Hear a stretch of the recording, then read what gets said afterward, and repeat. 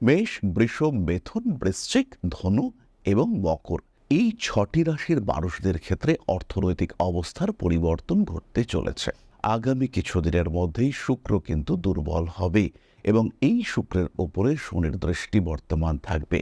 এই অবস্থায় আপনার কিন্তু অর্থনৈতিক ক্ষেত্রে কিছু পরিবর্তন, কিছু ডেভেলপমেন্ট দেখতে পাওয়া যাবে। অক্টোবর মাসের 9 তারিখে শুক্র কিন্তু দুর্বল হবে।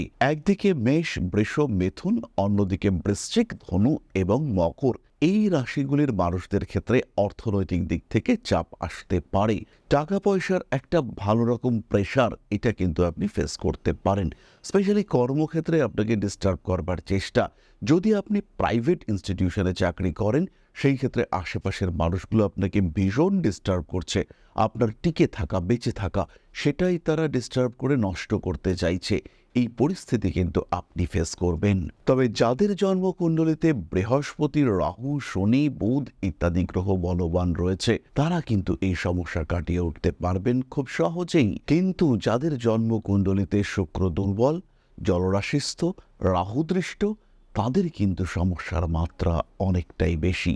তাই এই অবস্থায় ঘাবড়ে না গিয়ে নিজের জন্মকুণ্ডলী পর্যবেক্ষণ করার ব্যবস্থা অবশ্যই করতে হবে। খেয়াল রাখবেন, সামান্য অভ্যাসগত পরিবর্তন আপনার এই সমস্যাগুলিকে ওভারকাম করতে সাহায্য করতে পারে।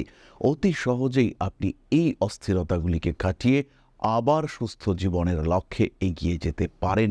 বাধা বিপত্তি আসতেই পারে, তার সমাধান, প্রত্যেকটি সমস্যার সমাধান কিন্তু লুকিয়ে রয়েছে আপনার হাতে, শুধু খুঁজে পাওয়ার অপেক্ষা।